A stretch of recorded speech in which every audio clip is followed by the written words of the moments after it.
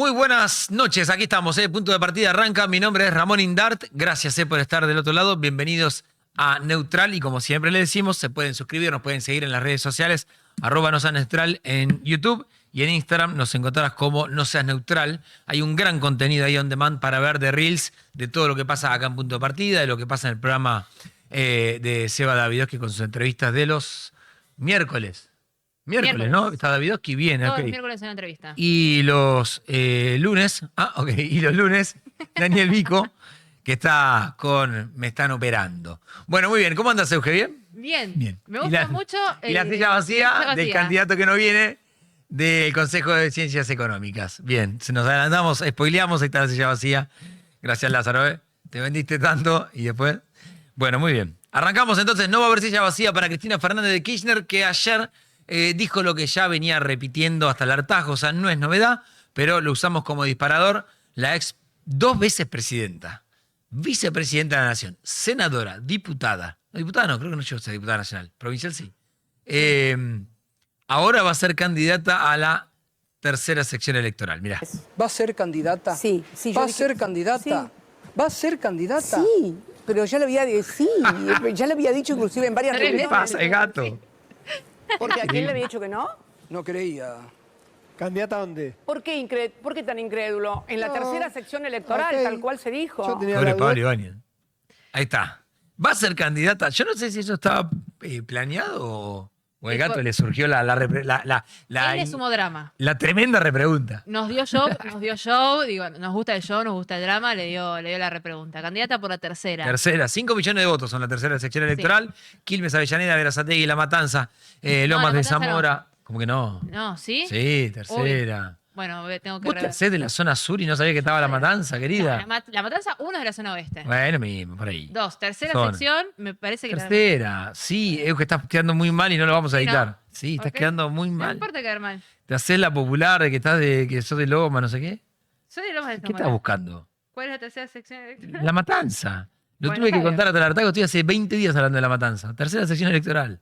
Bueno, 5 que está millones de La votos. Matanza? Esperemos que Cristina conozca un poco más la tercera. Seguramente la conoce. La última vez, que el peronismo perdió en la tercera fue en 1997. Así que imagínense si esos 5 millones de votos, Cristina sabe que ahí tiene un caudal. Básicamente mi hipótesis, a ver la tuya, es sobrevivir. Así como Macri quizás tenga que ser candidato a senador en la ciudad, seguramente lo sea. Mauricio Macri, para que no se termine de derrumbar el castillo del PRO, Cristina Fernández dice, más allá de Kicillof, es si en septiembre no nos va bien, en octubre nos arrasan. Están, me parece, ya ensayando vamos a perder, pero la culpa va a ser de Axel Kicillof, no nuestra. Yo lo que pienso A es ver. que va a ser una candidata, Sí, digo, candidata. diputada testimonial en cierto punto. Que no va a asumir. Veremos. No, Ah. sí, puede ser. Pero lo que sí pienso es, ella está llamando a la unidad porque le pregunta en un momento de la entrevista al Gato Silvestre si esto era con todos los sectores y dijo que sí, que en el peronismo estaban, digo, que en el partido, en la alianza, si querés, estaban todos. Pero es rara la forma de decir, bueno, yo voy a ser candidata, o sea, yo voy a estar arriba de todo, voy a ser la líder, pero llamo a la unidad. Claro, el sábado, cuando Kicillof se lanza, anuncia el movimiento Derecho al Futuro. Vamos a ponerlo brevemente, pero el concepto de Kicillof acá fue que plantea esto de armamos las listas, todo lo que quieran, pero tienen que explícitamente apoyar al gobernador y obviamente apoyar las leyes del gobernador.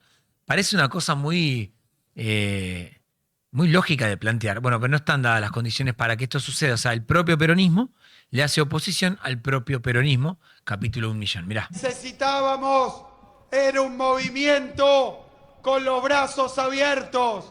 Nace hoy el MDF, nace el movimiento Derecho al Futuro. Y como decía el general, el movimiento jamás fue excluyente, jamás fue sectario. Bien, ahí nomás. Claro, todos dicen, lo nuestro no es excluyente, abrazamos a todos. El problema es que hay una lapicera y esa lapicera la quiere agarrar Cristina con Máximo y la otra la quiere agarrar Axel Kicillof. Tercero aparecería como la manito de masa diciendo, no me dejen afuera que yo también tengo un partido que se llama Frente Renovador. Pero bueno, quedó medio en el segundo Ese plano. que quedará por definir, ¿no? Un dato que Sí. decía ayer la colega Gabriela Pepe, que decía que Cristina le había dicho a sus colaboradores a principios de abril que iba a ser candidata por la tercera Sí. y que Por hacia eso. adentro no decidieron salir a contarlo en ese momento para no hacerle oposición a Axel. Entonces yo lo que pienso es, ahora, ¿por qué no le estarías haciendo oposición a Axel en este momento? Se lo estás haciendo. Exacto. Claro. Entonces la decisión termina siendo hacer la oposición igual, digo. Es verdad. Ahora, y en este planteo, además, porque lo que viene ahora es una política que se habla a sí mismo para terminar de forzar esta unidad. Todo indicaría que termina siendo con una unidad por una cuestión de sobrevivir. O sea, si uno piensa 2023, Grindetti del PRO, de Juntos por el Cambio, Carolina Píparo, juntos, era la libertaria Carolina Píparo, recuerden, juntos en la provincia de Buenos Aires le ganaban a Kicillof. Como fueron divididos, ganó el actual mandatario. Ahora, cuando hablas con los dos lados, te dicen, sí, vamos a ir a la unidad, ok, ¿y cuándo arrancan? Falta tiempo, la elección, la lista se cierra el 19 de julio. Del otro lado, breve con lo político y ya me meto en lo económico, un Macri que fue a Europa, volvió, no le quedó más alternativa que decir, volvimos a hablar y está todo bien con el querido Javier Gerardo Milei. Mirá. Que el PRO ha hecho en este año y medio es apoyar sistemáticamente, como nunca antes en la historia de la Argentina, un partido que no es parte del gobierno, había hecho por otro que gobierna. ¿Por qué? Porque la prioridad ha sido la gente, salir de la hiper que nos había condenado criminalmente Massa, Fernández, Cristina Kirchner, etcétera, y darle la oportunidad a que el gobierno le vaya bien. Y eso no ha cambiado en absoluto.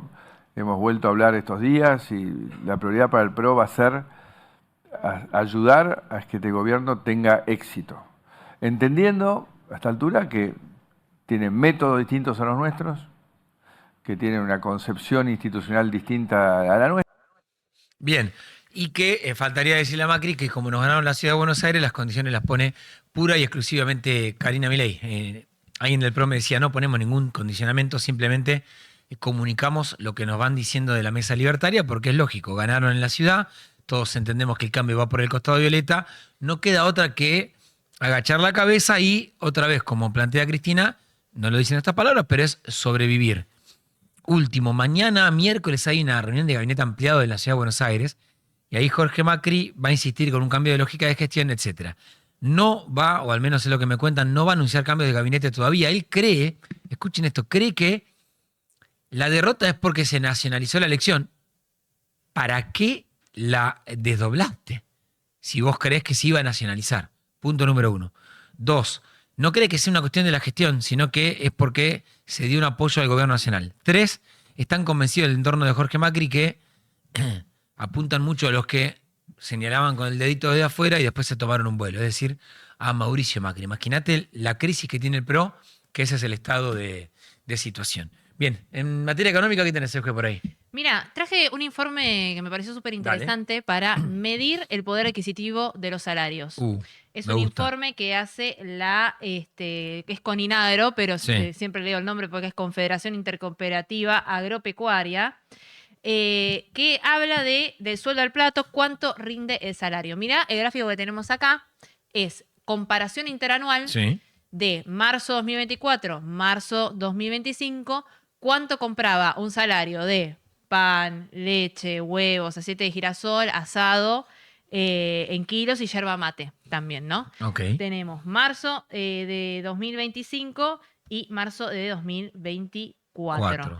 Ahí tenemos, por ejemplo, en marzo de 2024, 111 kilos, en kilos está ahí, Sí. el asado, por Sí. un lado, 111 kilos en 2024, perdón, y 130 en 2025. Acá O sea, lo que rinde más. muestra que está rindiendo más. Bien. Así es. Esto es una comparación de RIPTE, que es solo los salarios registrados. Ojo con esto. Ok. Y de lo que habla este informe es que los salarios crecieron registrados un 94% interanual entre marzo y marzo y que la inflación creció un 56%. Y ahí habla de ese rendimiento. Ahora, vamos a la próxima placa. Ok. La inflación mensual, la inflación interanual. Esperen que me parece que me estoy perdiendo de placas. La estoy pidiendo mal yo. No, esa, la que estás viendo en tu computadora, la estoy viendo en la computadora, mira. Al mismo tiempo, es verdad, al mismo tiempo Sí. habla de 41,4% que subieron los alimentos en 12 meses Sí. y la inflación del 47,3%. Miro acá ok. porque acá lo tengo más chiquito. Alimentos. No llego a leer la pantalla. Alimentos subió menos que el promedio de la inflación general. Exacto. Esto es el componente electoral más fuerte que... O sea, yo soy gobierno, paseo con esto por Exacto. todos lados. Bueno, para eso lo traje y para explicar lo que se viene ahora, digamos. A ver. Hasta ahora, en los salarios registrados, ¿no? Sí, Quienes tuvieron una buena paritaria sí. pudieron empatarle, si querés, en términos reales a la inflación. Y esto es hasta marzo, ¿no? No estamos Sí. contando ni abril Ok. ni mayo. ¿Qué pasa? Tuvimos en ese momento inflación desde enero a marzo, muy alta de 2024 por la devaluación en ese momento, un salto cambiario muy fuerte que hizo una inyección muy grande en la inflación. Y los salarios, algunos intentando acompañar, algunos rubros lograron hacerlo. Eso es lo que está demostrando esto. Sí. Pero ahora vamos a empezar a ver una dinámica distinta. ¿Por qué? Porque hasta ese momento, para hacer una paritaria, vos mirabas la inflación pasada. Y ahora Y vas a mirar la inflación proyección. pasada- y la inflación pasada empezaba a ser más alta que la que venía. Sí. Ahora estamos estabilizados en un 2%, si querés, que es una buena noticia para los bolsillos, pero el gobierno está poniéndole tope a las paritarias. Sí. Todo lo que sea por encima de uno no se aprueba. Exacto. ¿Para qué? Para que la puja distributiva, que es esto de los salarios pidiendo, presionando para subir un poco más y la inflación queriendo bajar y ahí justamente, digamos, todos los actores presionando por subir un poco su capital en cierto punto, empieza a ser al revés. ¿Por qué? Porque vos mirás la inflación pasada y quizás o fue menor o fue igual y las paritarias no se están homologando. Mirá, Entonces la dinámica sí. empieza a cambiar. Te sumo un dato. Un constructor de Moreno me contaba, me dice, abrí el índice de la CAC, de la Cámara de Construcción. Me hizo el ejercicio, abrilo. Abrí, le digo, ¿qué querés? ¿Qué querés ver? Fíjate cuánto está el porcentaje del valor de la mano de obra. Y el último mes fue -1. O Claro. sea, me dice, bajó. Me dice, si yo me guío por esto, yo le tengo que decir a los albañiles de la obra, van a cobrar menos. Porque el número es concreto, es -1. Me dice, obviamente no lo puedo hacer. Yo llego a hacer esto, primero que no me viene más nadie a laburar. Segundo, me dice, el problema que está viendo es que el que ya pagó proyectando, hoy viene un competidor y le dice a ese albañil, yo te voy a pagar más, por encima de la CAC, me lo va a robar. Me dice, estoy empezando a tener problemas de mano de obra porque están yendo al mejor postor. Claro. Que antes no pasaba. Antes era, por favor, me quiero quedar quieto con la inflación que hay. Ahora que está cayendo es, che, la inflación cae, ¿quién me da más? Y están teniendo ese problema. Claro, ¿cómo le bajás el sueldo? Porque el que cobra un sueldo lo que dice es, pero yo quiero recuperar la que perdí. Exacto. Y el empresario te dice, no, ahora vamos para adelante, si yo no puedo proyectar. Tiene una lógica. Es cierto que está cambiando la dinámica en la cual se discuten los salarios por la inflación, por un lado, y por el otro lado también para el que tiene el capital, digamos, para en este caso el empleador, empieza a ser súper caro un salario en dólares. Si lo medís Sí, en dólares, sí, empieza a ser carísimo. caro, porque es un costo que empieza a ser caro, pero al mismo tiempo, si bien para un solo sector de la población, el que mide el RIPTE, el de los salarios registrados y no todos los rubros, en esta medición solo de alimentos le empezó a hacer más barato si querés, o puedo comprar más alimentos con un sueldo mejorado en cierto punto.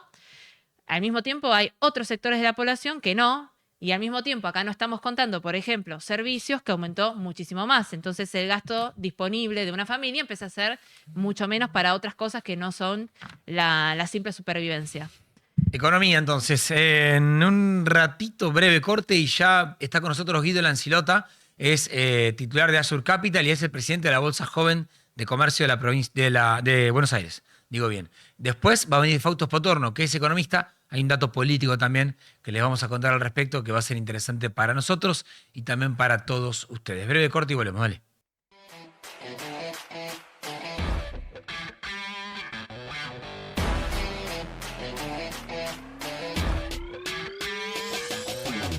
Gracias por esperarnos. Seguimos aquí en Punto de Partida. Vamos a tener hoy, les contaba en el inicio del programa, 2 entrevistas interesantes. Las 2 son muy económicas. Una con Fausto Potorna en un ratito, va a tener política, va a tener economía. Es economista, es cierto, es cercano al presidente de la Nación, pero hay un tema político que les va a interesar. La otra es netamente económica. Es algo que, Euge, vos me venís quemando la cabeza hace por lo menos 2 años, o desde que te conozco. Educación financiera. Así es. Básicamente. Lo cual, Euge ya practica la cuestión financiera. Yo soy recién llegado. Pero ahora me está yendo bien. Bueno, creo. bien. Bien. Vamos pensando en el largo plazo. Bueno, quien, además desde el periodismo, desde el sector empresario, me viene insistiendo con esto y creo que tiene razón, es Guido Lancilota, es director ejecutivo de Azure Capital y es presidente de la Bolsa de Comercio Buenos Aires Joven. ¿Cómo andas, Guido? ¿Bien?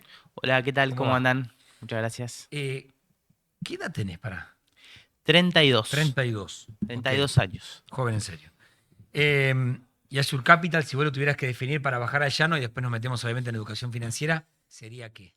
Azure Capital es una consultora económica financiera Sí. que se dedica a hacer consultoría para clientes. Tenemos más de 300 clientes hoy actualmente y también manejamos nuestras inversiones propias. Somos un actor dentro del mercado financiero Ok. y económico y bueno, es una consultora que la fundé y hoy soy el director ejecutivo y bueno, entre otras cosas hacemos eso. Bien.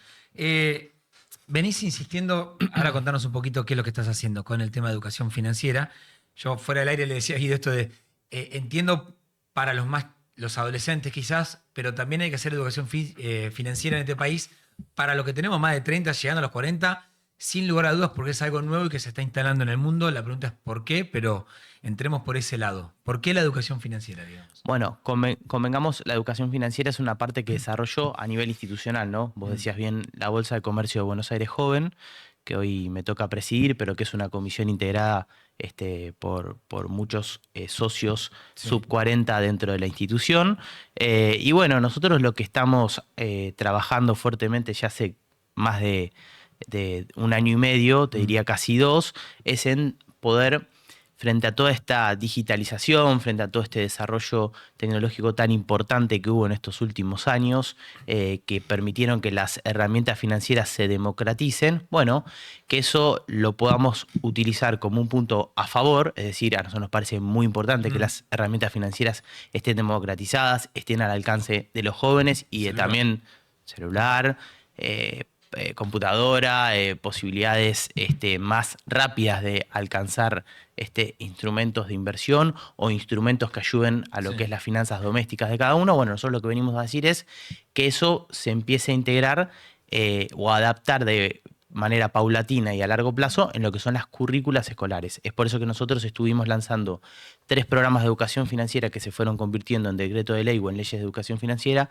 primero en la provincia de Chubut, después en la provincia de Catamarca y por último en la provincia de Jujuy, recientemente hace 2 Pará, semanas. y si tuvieras que darle los 3 principales puntos, porque el título suena muy lindo de educación financiera en las escuelas, pero es sentar a chicos desde qué edad y decirles qué.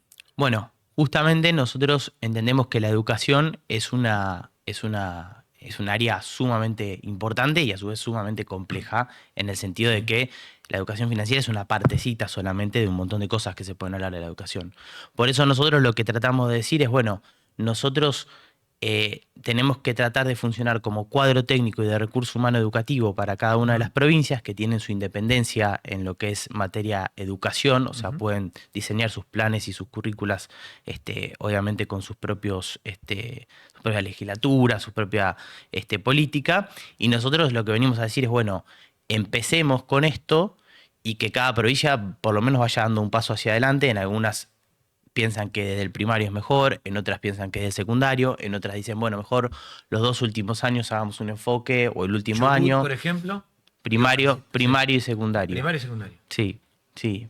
Jujuy, por ejemplo, último año de los colegios técnicos y los colegios que no son técnicos, y en Catamarca, por ejemplo, todo el secundario. ¿Y abarca qué? ¿Qué sería el A? No, ni siquiera el ABC, el A de la educación financiera para un chico. Bueno, mira, me parece que nosotros primero tenemos que poner en perspectiva este tema. ¿Cómo lo hacemos? Primero se hace un anuncio y se comunica que está la intención y la voluntad de poder implementar estos planes, ¿no? Y después digamos, justamente como son planes a largo plazo y que van por estructurar currículas sostenibles en el tiempo que se adapten a estos mundos de cambio, bueno, a estos momentos de cambio, perdón, Sí. no es de un día para el otro. Nosotros lo que hacemos es tratamos de acompañar en el lanzamiento, hacer la propuesta, que se pueda coordinar con las gobernaciones, que son los que efectivamente lanzan estos planes. Después nosotros tratamos de orientar para hacer jornadas puentes de educación y de introducción a educación financiera básica, no solo para alumnos, sino para docentes, pues nos parece importante también, es un punto muy importante, no solo a los que se educan, sino a los que educan, hay que también tratar de formarlos, de ayudarlos, y luego de las jornadas puentes, seguir trabajando con todo lo que se pueda tener a disposición institucionalmente o con alianzas estratégicas dentro del sector financiero o dentro de sectores como, por ejemplo, consejos de ciencias económicas provinciales o departamentos de responsabilidad social empresaria de entidades bancarias que dicen, bueno, nos ponemos a trabajar en conjunto y a partir de eso le empezamos a dar soporte a las currículas, ¿no? Y en contenido, ¿qué es? ¿Es uso del dinero? ¿Es enseñar qué es un plazo fijo, un bono, un instrumento? ¿O a usarlos directamente? ¿Cómo es? Bueno, Euge, mira, nosotros no tenemos una bajada directa de, bueno, estos son los contenidos, porque como bien Perfecto. mencionaba anteriormente, por ahí cada provincia tiene una determinada necesidad. Por poner un ejemplo, de las últimas, hay una necesidad muy importante en decir, ¿saben qué? Necesitamos, por favor, que se eduque a los alumnos en cómo armar un presupuesto Claro. y cómo empezar a hacer una rendición de cuentas y también entender cuando uno recibe el dinero, cómo se puede empezar a manejar y en qué tiempo lo tiene que gastar, porque hay muchos jóvenes que están terminando el colegio que si bien quieren trabajar en relación de dependencia, tienen proyectos por ahí para aplicar en la economía real o por ahí en provincias que son de minería o de energía, por ahí hay un montón de proyectos que por ahí requieren de un socio inversor que los acompañe. Entonces, bueno, por ahí eso es una arista de Claro. lo que, por ejemplo, podría ser educación financiera.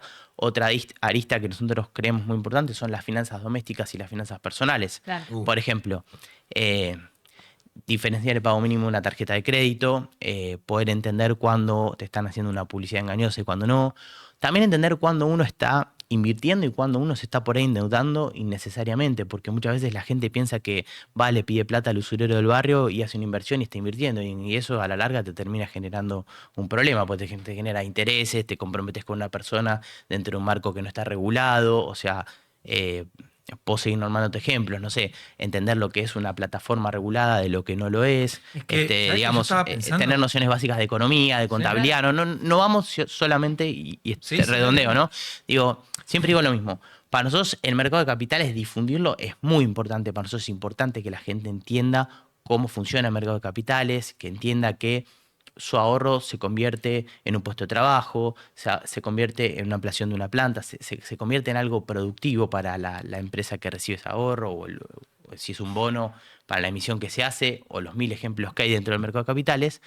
Pero para nosotros la educación financiera no es solamente, bueno, compro una acción a 4, la vendo a 6, o me fue mal y la vendí a 2. Es también todo lo que te estuve comentando Total. anteriormente, ¿no? Más Porque- integral. No, porque además, a ver, desde que tenemos el teléfono y empiezan las aplicaciones, y obviamente menciono la que más utilizás, que de golpe usás Mercado Pago y tenés dinero en cuenta, y te dicen esto te puede rendir una tasa de interés, y tenés que empezar a entenderlo, hace 5 años creo, no sé, o sea, ¿cuándo vos ves que explotó? Porque vos estás en esto, o sea, vos sos segunda generación, creo. Sí, Segunda generación de, Sí, sí. digamos, la empresa familiar, sí.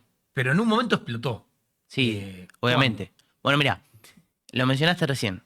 Nosotros el año pasado, yo señalaría 2 puntos. A ver. A ver, desde el 2020 hasta hoy, el crecimiento de las cuentas comitentes, o sea, de la apertura de las cuentas que se utilizan para operar en el mercado de capitales, fue totalmente exponencial. Ok. Estamos hablando de que creció más del 300%. Del 2020 a la fecha. Exacto. ¿Por qué?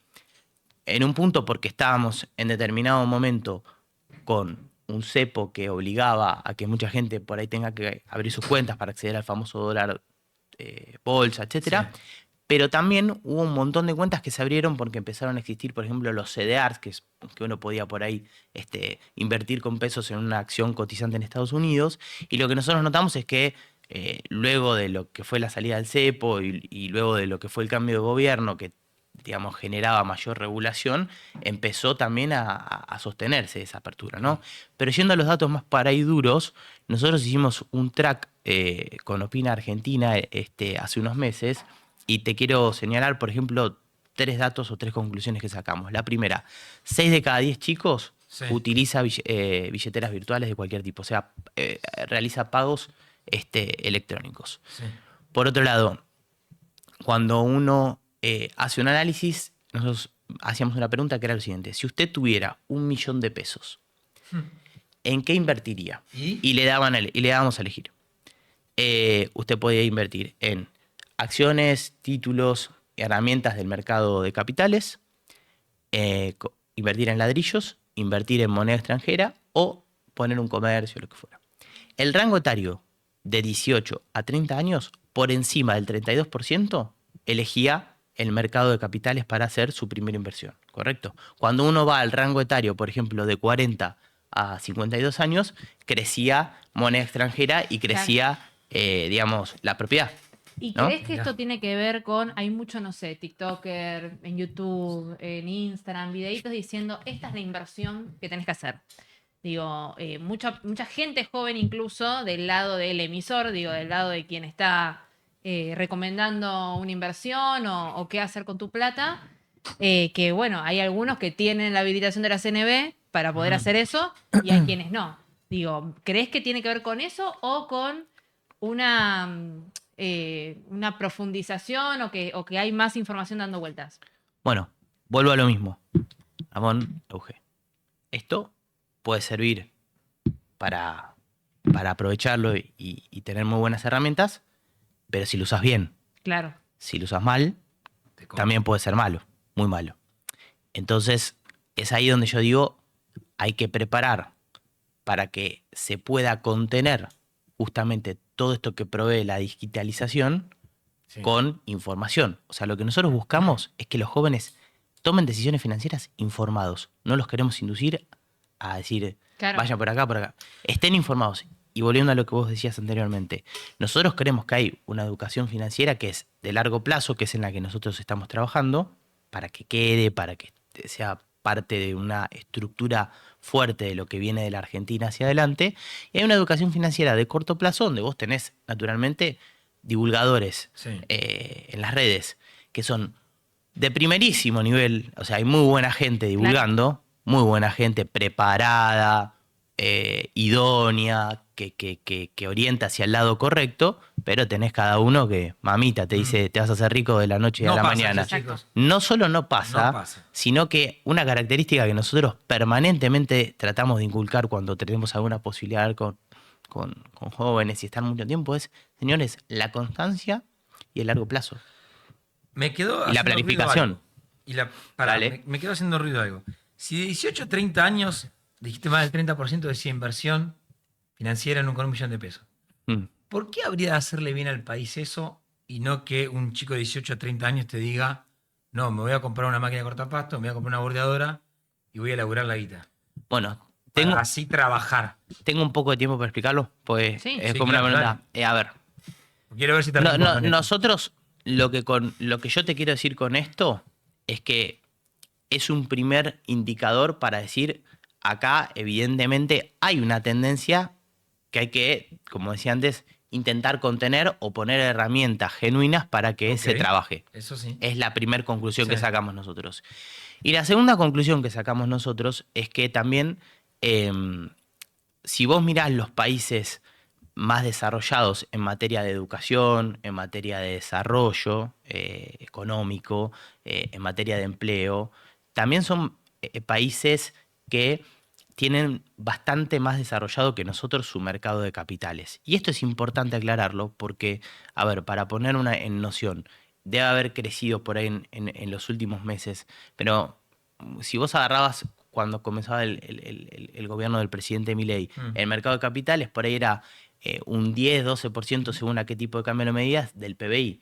Hoy probablemente eso haya crecido seguramente, pero por ejemplo vos cuando vas a Chile, por ahí es el 52%, cuando vos vas a Brasil es el 45%. Entonces vos me decís, ¿y qué significa eso? Eso significa que la economía real tiene muchísimo más soporte porque empieza a desarrollarse a partir de gente que quiere invertir sus ahorros En esas en empresas.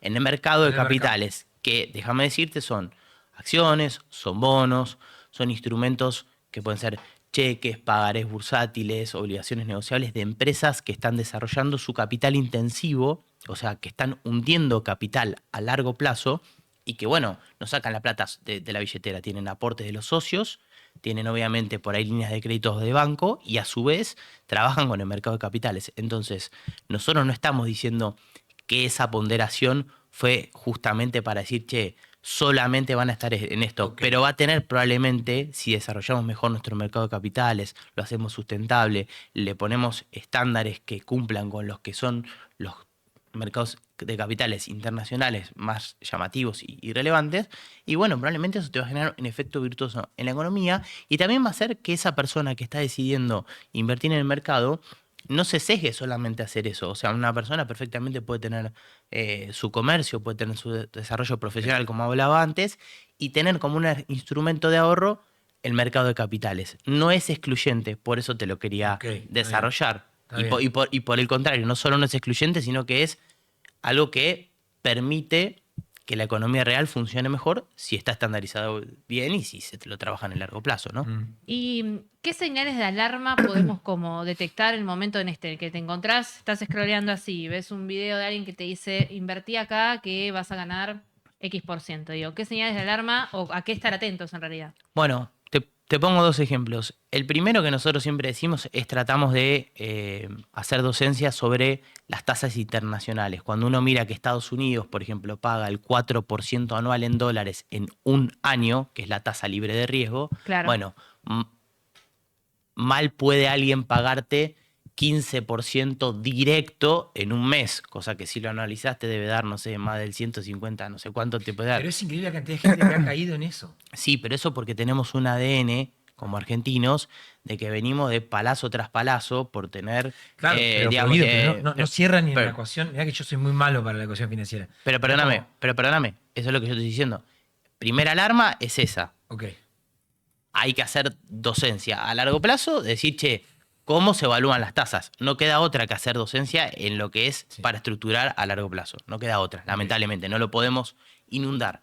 Ahora, otro ejemplo, otra señal que el otro día escuchaba muy buenos divulgadores del tema, no sé si en Infobae o no, Sí. de dónde, pero decían, nadie que sea un inversor te va a estar vendiendo cursos o promesas de un día para el otro. O sea, el que es un inversor profesional y que entiende del tema, o está dedicado a la docencia de una manera profesional, o está dentro de una institución con prestigio, o se dedica a su parte, digamos, privada y no va a estar queriendo vender cursos por doquier de manera para hago- captar a gente que por ahí... Perdón, eso es algo importante, porque se aprovechan de las necesidades también. Que eso, Sí, eso y me después explico. dicen, no, es un curso. Debe decir, no, para esto es un esquema Ponzi donde se trae más gente. Y bueno, eso que ya se fue demostrando. Exacto. Te hago una última muy personal. ¿Te acordás la primera con familia metida en el mercado de capitales? Primera acción o algo así que vos dijeras,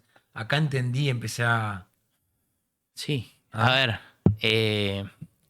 mi primera inversión fue apenas yo cumplí 18 años y, digamos, el primer sueldo que tuve, tuve una parte de eso que junto con dos amigos dijimos, che, abramos una cuenta compitente y estamos justo haciendo un curso, un programa de mercado de capitales en el Instituto Argentino de Mercado de Capitales y en paralelo a hacer el Hicieron. curso pusimos un poquitito de lo que teníamos, muy poquito de lo que teníamos, porque en ese momento estábamos con el tema de la facultad o por ahí con los gastos personales de uno, y dijimos, bueno, ¿nos sobra algo como ahorro? Sí, poquito. Bueno, lo pusimos y esto está bueno porque en ese momento empezamos con muy poquito. O sea, hoy vos con 1.000 pesos puedes ser accionista de cualquier empresa. Yo me acuerdo que empecé con el 1.000 pesos de ese momento, que serían 10, que serían 100, no recuerdo exactamente, y compré una acción, creo que de una siderúrgica o de algo por el estilo. ¿Me fue bien? Y en el tiempo sí. En el tiempo sí. Hay que tener tiempo. Hay que tener tiempo, Pero también me fue mal en otras oportunidades. ¿La peor? No es que no es que es la peor. Lo que digo es, cuando uno tiene ya un trayecto de tanto tiempo, tenés buenas y tenés malas, que ese es el mensaje que me parece que está bueno pasar. No es siempre buenas, Total. Claro. y es buenas y malas. Como en cualquier laburo, imagino que ustedes también deben tener momentos buenos y momentos malos. Sí, Como todo. no, como todos. No, Bien. no idealicemos No. cosas que no son. No, totalmente. Constancia y planificación. Guido, gracias. Gracias a ustedes. Guido Lancilota, educación financiera. Aunque no te guste, amigate, porque llegó para quedarse y por lo menos lo tenés que entender. Breve corte y ya llega Fausto Potorno. Dale.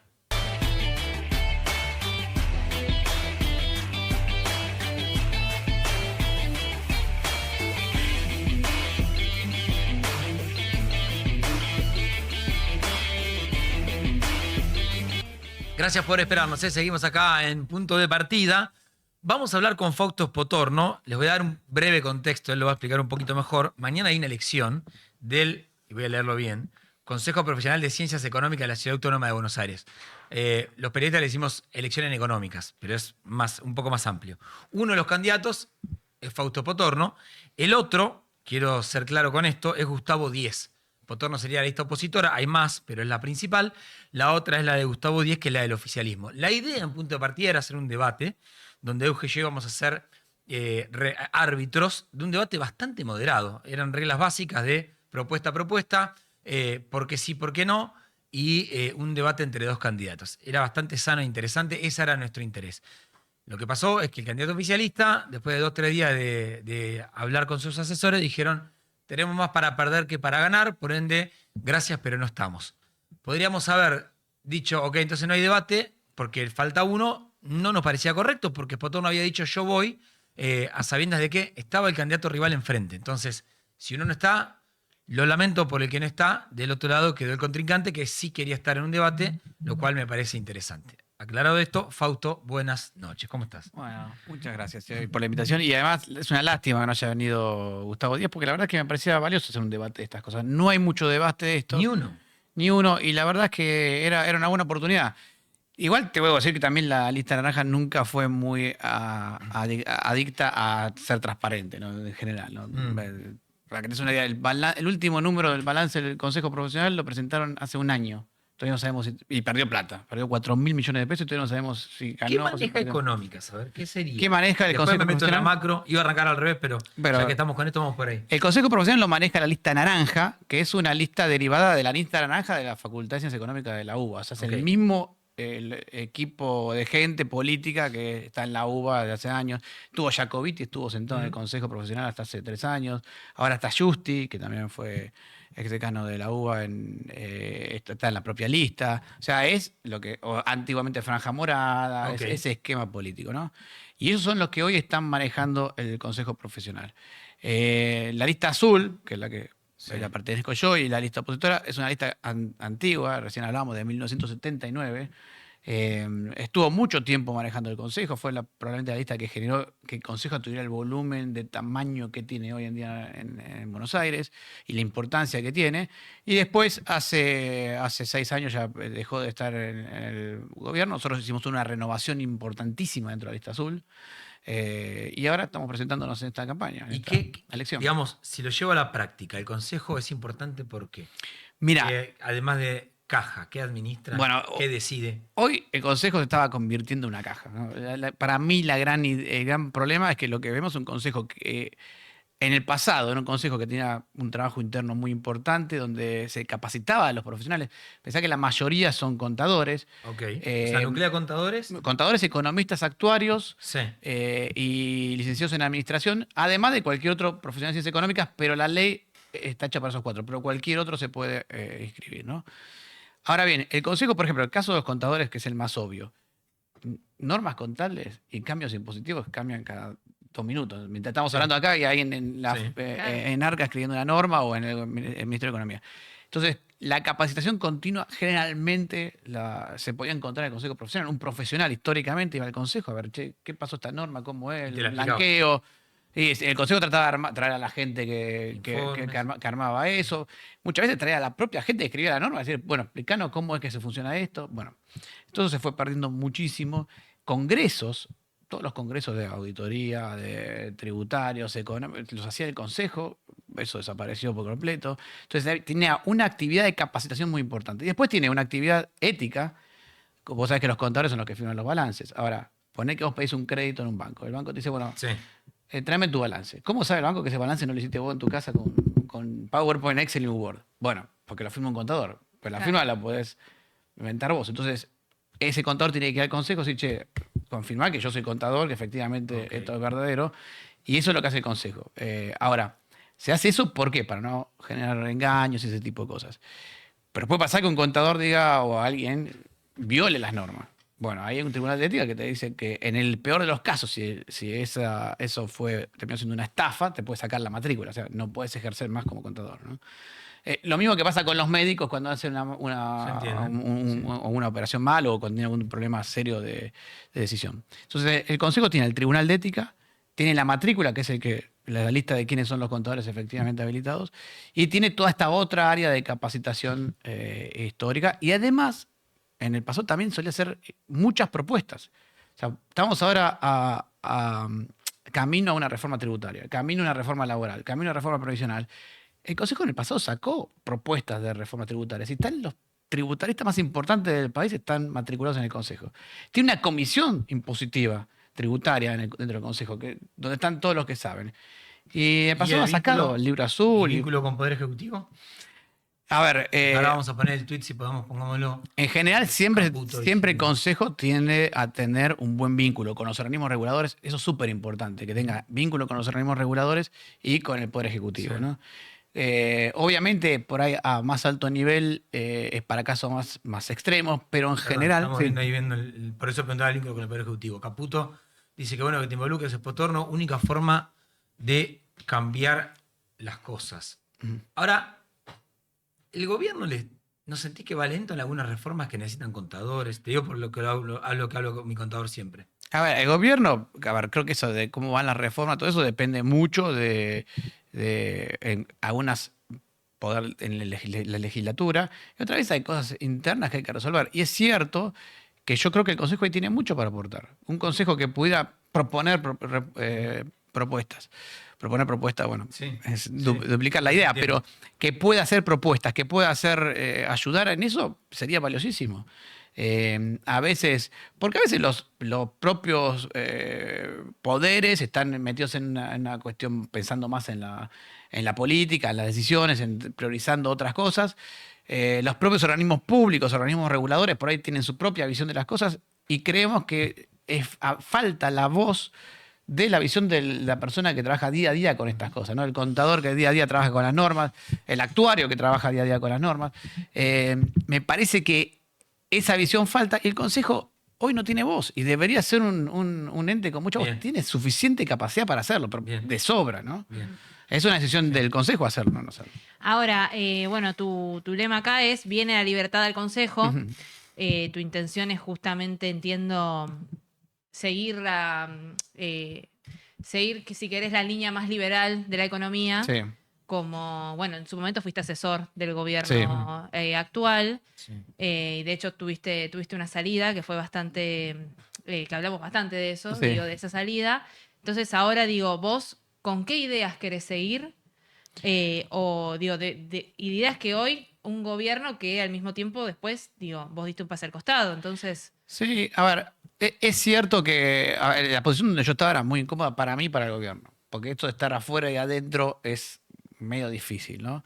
Recordemos que yo era una posición ad honorem, como todos los asesores teníamos trabajo, o sea, el otro lado teníamos un trabajo, en el caso mío la consultoría y el tema educativo, y es muy difícil comportarse como un funcionario cuando uno no es funcionario. El funcionario tiene que hacer algunas cosas de defender toda a capa y espada, y por ahí uno como un consultor, claro, como un consultor no lo puede hacer. Tu cliente que te pregunte, che, aproveché, pregúntale a tal. Exacto. Bueno, eso en realidad, eso fue una cosa que nosotros le pedimos desde el día 1. No queríamos tener ni información privilegiada. Cuando nos juntamos por primera vez el grupo de asesores, no queríamos tener ni información privilegiada ni contactos con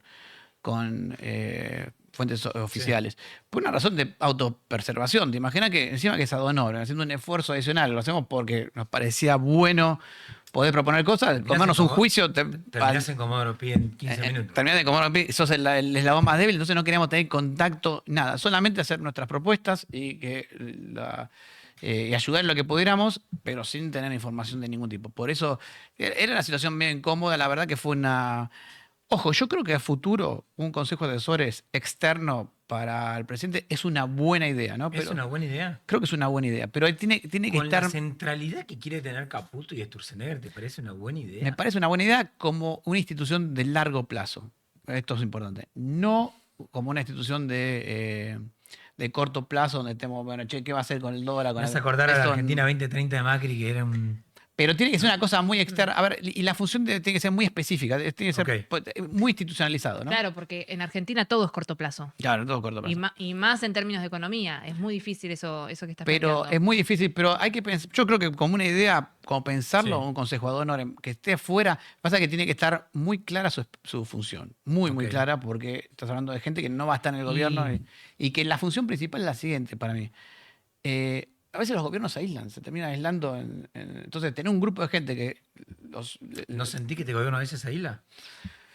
Mira, yo creo que puede pasar, le puede pasar a cualquier gobierno, pero me parece que el gobierno en general tiene muy en claro cuáles son las prioridades que tiene que ejecutar. No es un gobierno que esté fuera de la realidad. O sea, y más hoy en Argentina, donde te das cuenta cuáles son los principales problemas, sobre todo en materia económica, que es lo que me toca a mí, ¿no? Hay una frase del presidente que cuando dijiste yo voy, dije, guardémosla porque quiero que la escuche. Yo no entiendo más nada. Nací creciendo en una Argentina donde te dicen, guarda que nos faltan dólares, entonces tenemos que ir, si no hacemos deuda externa, emitimos porque ahí nos faltan reservas, entonces constantemente, y cuando no tenemos reservas, todos corremos al dólar y otra vez vuelta a empezar. Sí. Y ahora si te voy a pedir que te pongas los auriculares, Dale. le preguntó Mariana Brey, creo, a Milei, al presidente, por la necesidad de dólares. Esta fue la respuesta del presidente, quiero ver tu análisis. A ver. El crecimiento de un país, te pregunto, ¿requiere de una gran cantidad de dólares? Eso es una falacia, eso suele hacerlo aquellos que han quedado y atrapados en conocimientos vetustos e incorrectos.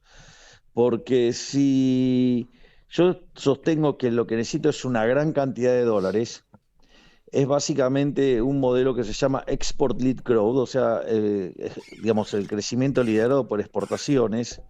Ahora, cuando vos entonces pensás en esos criterios, es que como que estás considerando que para crecer vos tenés que tener superávit de cuenta corriente, superávit externo, ¿sí? En la línea real. Sí. Ahora, ¿qué es lo que pasa? La cuenta corriente, en el fondo, es la diferencia entre el ahorro interno y la inversión doméstica. Si vos lo que estás haciendo es generar superávit cuenta corriente, quiere decir que vos ahorrás más que lo que invertís. Por lo tanto, vos estás invirtiendo menos de lo que podrías invertir. Entonces, no necesitamos dólares. Está hablando del modelo de las 3 brechas, se llama así. A ver. Súper técnico lo que explicó, pero la idea es sencilla. Lo que dice el presidente es lo siguiente. Si vos tenés superávit en cuenta corriente, es porque hay faltante de dólares en la economía. Entonces, con faltan dólares, lo que tiende a ajustar es las importaciones. O sea, la gente tiene dólares y los saca del país. Porque los saca porque se equivoca. Entonces, faltan dólares para importar, resultado, tenés déficit superávit en la balanza comercial. Entonces, no puedes importar todo lo que querés importar. Que es el caso de una economía donde hay salida de capital y desconfianza. En general, lo que dice él es cierto, cuando hay confianza, entran dólares en la economía, hay un excedente de dólares en la economía y eso genera un exceso de importaciones sobre exportaciones y un déficit en cuenta corriente, y por eso pasa a ver que en los periodos en los que hay entrada de capitales hay déficit en cuenta corriente, y cuando hay salida de capitales hay superávit en cuenta corriente. Y eso es completamente cierto. Yo lo tomaba como pregunta de examen a los alumnos, eso. Claro. Explicando ¿qué genera el déficit en cuenta corriente y qué genera superávit en cuenta corriente? Si alguien me decía que, por ejemplo, había superávit porque se exportaba mucho, volvé en diciembre, porque como me decía el titular de la cátedra, yo era ayudante en ese momento, es que la cuenta corriente es el signo de la entrada de capitales. Si entran capitales, tenés déficit, porque es una matriz doble entrada. Ahora, el otro punto es el tema de si necesitas dólares para que la economía funcione, en realidad lo que necesitas es que haya ahorro en la economía. Porque vos para crecer son dos variables claves, la inversión y la productividad. ¿Dónde sale la plata para la inversión? Bueno, el ahorro. Alguien ahorra y otro invierte. A ese ahorro puede ser interno, como está pasando ahora, que en realidad le decimos entrada de capitales, pero en realidad lo que pasa es que teníamos toda la plata bajo el colchón y la ponemos en el sistema, entonces parece que fue una entrada de capitales. Y la otra es la productividad, que eso se logra mejorando tecnología, mejorando las instituciones, y en parte lo que está haciendo el ministro de Sturzenegger es desregular. ¿No es acorde el planteo de por qué no compran reservas? Bueno, esa es otra pregunta. Eso ya es un tema más de corto plazo. Acá hay un punto, acá sí, yo creo que, te lo voy a poner de esta manera. Hay dos razones por las cuales yo veo que el gobierno, sobre todo una, por las cuales veo que el gobierno no está comprando reservas. Vos sabés que para comprar reservas, ¿cómo compra reservas el Banco Central? Tiene que emitir pesos. Sí. Compra dólares, emite pesos. Entonces ahí deberías ver del otro lado un aumento en la demanda de dinero. Para que esos pesos puedan ser absorbidos sin que haya un salto inflacionario. Hay algún aumento en la demanda de dinero. Yo diría, bueno, con ese aumento en la demanda de dinero el gobierno podría tratar de recuperar reservas emitiendo pesos. Lo que pasa es que tiene otro problema B, que es que todavía no ha ingresado de lleno al mercado financiero internacional. Y bueno, ¿eso qué tiene que ver?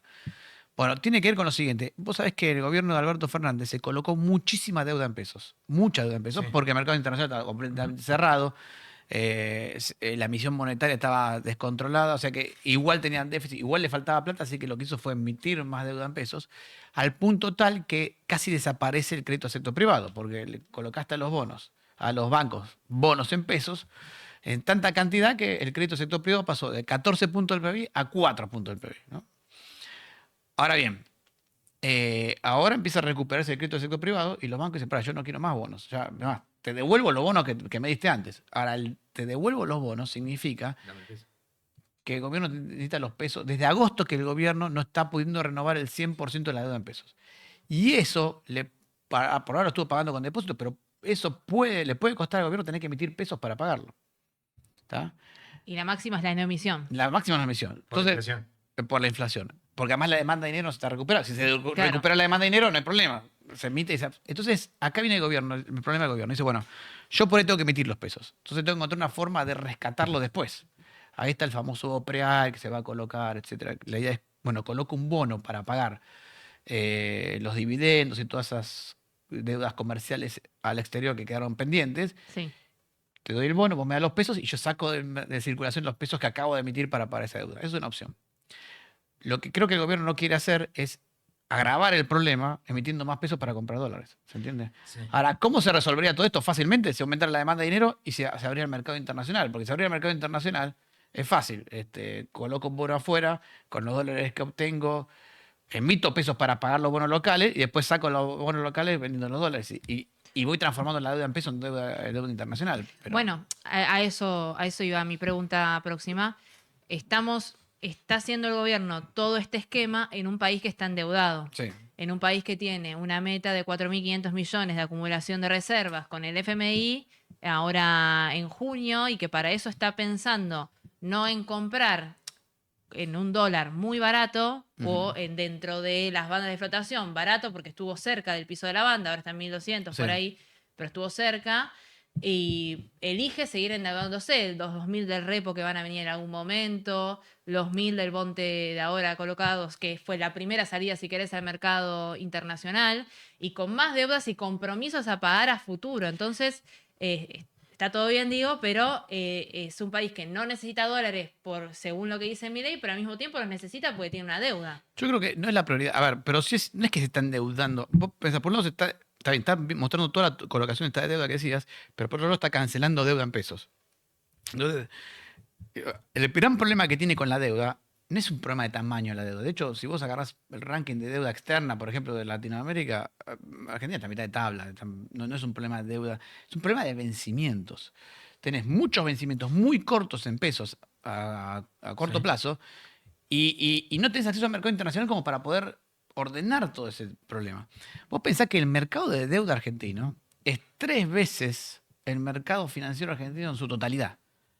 Entonces, eso significa que no podés resolver el problema de los vencimientos de deuda solamente con el mercado financiero argentino porque es muy chiquitito para todo el ordenamiento de deuda que tienes que hacer.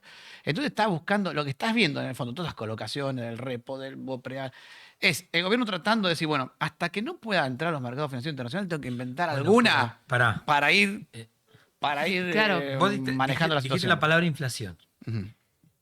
Yo lo miro de un costado más político y digo, entonces, Fausto, a ver, si yo fuera tu cliente, te pregunto, Fausto, entonces, la máxima es, la inflación tiene que estar igual o tiene que estar a la baja Sí. porque tenemos que ganar una elección. Sí. Después de la elección se entiende entonces que viene un plan, no sé si distinto, pero un mover piezas. Yo creo que no No. necesariamente. A ver, acá hay dos eventos que yo lo pienso como economista, no tanto como político. Entonces, ¿qué es lo que miro hoy? Yo lo que miro son dos eventos que para mí al gobierno le solucionarían 1000 problemas. Uno es poder ingresar a los mercados financieros internacionales. Eso le permitiría ordenar todos los vencimientos de deuda, prolijar todo ese lío de lo... Más, toda la historia del BOPREAL no existiría si vos pudieras colocar el bono afuera. Es más, el BOPREAL es una forma de colocar un bono a través de otro señor. O sea, yo te vendo el BOPREAL a vos para que vos hagas el contado con liquidación, lo mandes afuera. Entonces, como no lo puedo colocar yo, te hago que lo coloques vos. Te das cuenta que el gobierno tiene un problema ahí. Si no tuviera limitaciones en el mercado internacional, estos problemas desaparecerían. ¿Y el otro? Casi como darle el margen. Y el otro es la demanda de dinero. Todavía la gente quedó muy desconfiada de los niveles altos de inflación y la gente sigue demandando poco dinero. La demanda de dinero histórica en Argentina, tomando el M2 es una definición de dinero. Sí.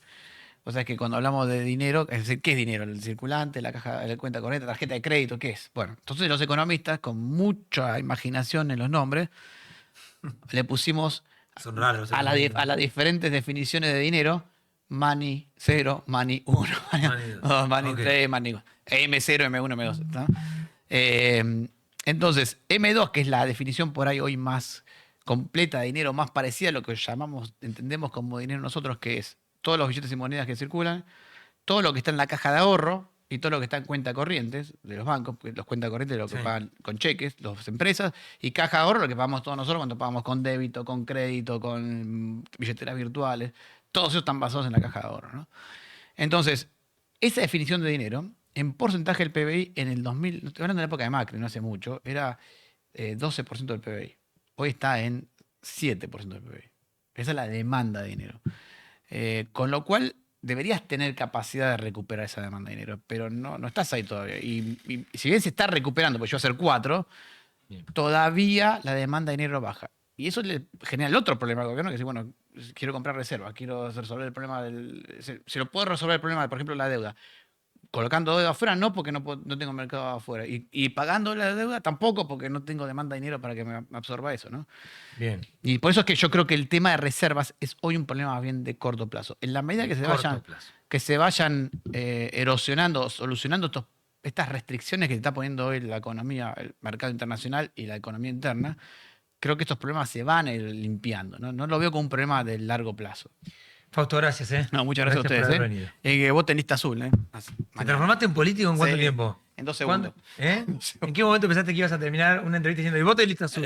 Sí, en realidad esto lo tengo Vos tenés azul. Esto lo tengo, ¿sabes qué? Más de vendedor, de consultor y pyme. que hay que Acá vender. te dejo mi folleto. Bien, gracias, Fausto. Bueno, Gracias muchas por gracias a haber ustedes. venido. Bien, breve corte y nos queda el consultorio, ¿no? ¿Estamos con consultorio? Vamos, dale, corte y volvemos. Dale.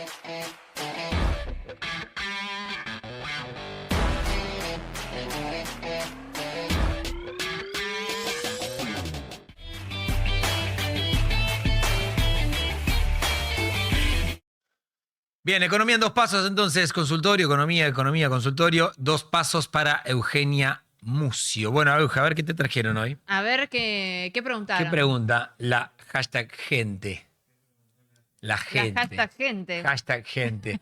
Y toda la vida criado con Marcelo Bonelli, que decía, pero la gente dice que, la gente le dice nada, Marcelo, lo está diciendo vos, pero dice que dice la Exacto, gente. que es la gente. Exactamente. Bueno, a ver, vamos por la de arriba. Bien. ¿Conviene seguir pagando el monotributo? Esta es muy mía. Pudiendo recibir 50 palos y Arca no informa.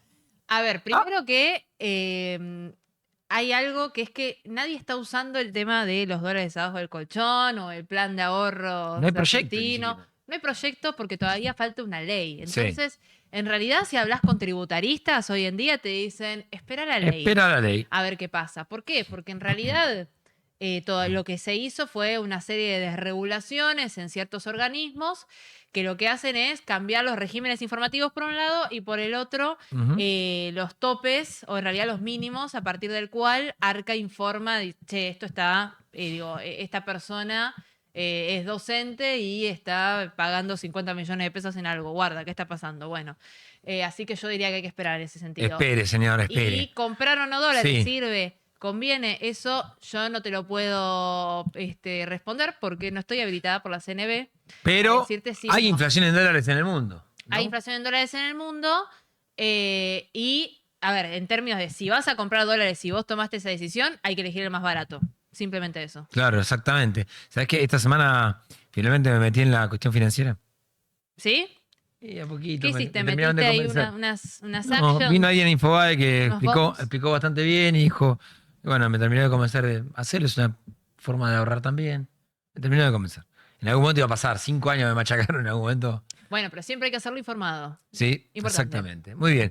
Y si no, sabiendo quién es el que te recomienda, Exacto. y si va mal, Claro, mediáticamente lo vamos a destruir. Confiando en alguien que se dedica a eso. Claro. ¿No? Y que está Tipo habilitado. Cositorto. Tengo una inversión, se llama Libra. Pará, 6, si sabías. Ey, Si sabías, era un negocio. En 15 minutos te hiciste millonario. ¿Qué 15? claro, un minuto y tenías que medio. saber cuándo salir. Claro, sí, tenías que tener información privilegiada. Bueno, a ver, ¿qué más hay en control económico? Compraría un iPhone, pero ¿conviene en cuotas? Para esa también es algo que me le está pasando a un amigo. Que tiene Bueno, que a ver, ahí tenés que primero comparar, qué tipo de teléfono querés, por supuesto, Bien. primero. Segundo, ¿conviene cuotas? Las cuotas siempre convienen si son, uno, sin interés, o dos, si haces la cuenta y te da que las cuotas están por debajo de la inflación esperada, más o menos. Y Si ahí vos está la gran pregunta. hoy con una cierta previsibilidad, si querés, Sí. siempre es Argentina, ojo que el riesgo inflacionario está siempre, pero siempre con alguna previsibilidad, si la cuota de, voy a decir cualquier número, si la cuota es un 10% y la inflación está más o menos en 2-3%, y bueno, obviamente no conviene la cuota porque es mucho más cara que la inflación. Exactamente. Aunque estés, ¿sabes que el otro día en un almuerzo, alguien que tiene una empresa de créditos personales, Ujú. él está bastante reglamentado, juega en una cancha más... Bastante. Reglamentado. Sí. Bastante reglamentado. Juega en una cancha bastante limitada. Ok. Pero me contaba ejemplos de empresas así, viste, que aparecen y desaparecen de créditos personales a sola firma y hacían un interés que Sí, era muy difícil. directamente un fierro en la cabeza. Era increíble. Siempre tener en cuenta más o menos cuánto está la inflación y cuánto interés te están cobrando.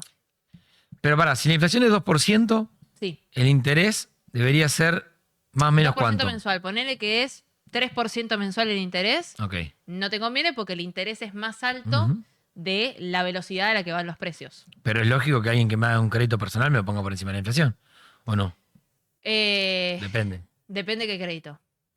Sí, ahí entramos en el universo Los- de los créditos. Cortito, los créditos UVA, Claro. es unidad de valor adquisitivo, que es, bueno, un índice que Depende del crédito. Claro. Tenés razón. Es un índice más uno. Ese uno o es inflación más UVA. O sea, Ok. UVA en realidad está todo inflación, es más uno, que es un costo, digamos, un interés fijo. Y bueno. Muy bien. seguimos. ¿Tenemos alguno más? ¿Estamos ahí? Listo. Cortito y al pie. Bien, o sea, esos son 2 reels básicamente. Está muy bien. Muy bien. Muy bien. Economía en 2 pasos. Entonces, nosotros nos vamos a ir, nos vamos a reencontrar el martes que viene a las 8 de la noche para hacer punto de partida aquí en Neutral, este hermoso canal que tiene un hermoso logo. Mírenlo. Muy bello. Y que en los distintos espectacular. programas va cambiando de color la Sí, cosa. ¿Viste? Como sí. que la ambientación Sí, el de Me Están Operando está... verde. Sí, Lindo, está más me lindo gusta. que... Muy bello. Y el de David que tiene una mejor puesta en escena. El de David. Se ve que llegamos primero nosotros, cuando todavía no había... Sí. Todavía no había mucha... ¿Cómo se llama? Había mucha perspectiva de futuro. Entonces, bueno, ustedes arranquen. Y los que van llegando... Ah, porque llegó Fío. Eso es verdad. Ah, es verdad, Llegaron llegó Fío y Fío. Maga de Castro. Ponele, Maga no, porque está solo para acá, así que no importa. Y hay que apretar el botón. Don Lázaro. Y Marian también. Está bien. Esto es un equipo, chicos. Bueno, nosotros nos reencontramos entonces 8 de la noche del martes que viene, así que gracias, Euge. Gracias. Será hasta dentro de Adiós. una semana. Chau.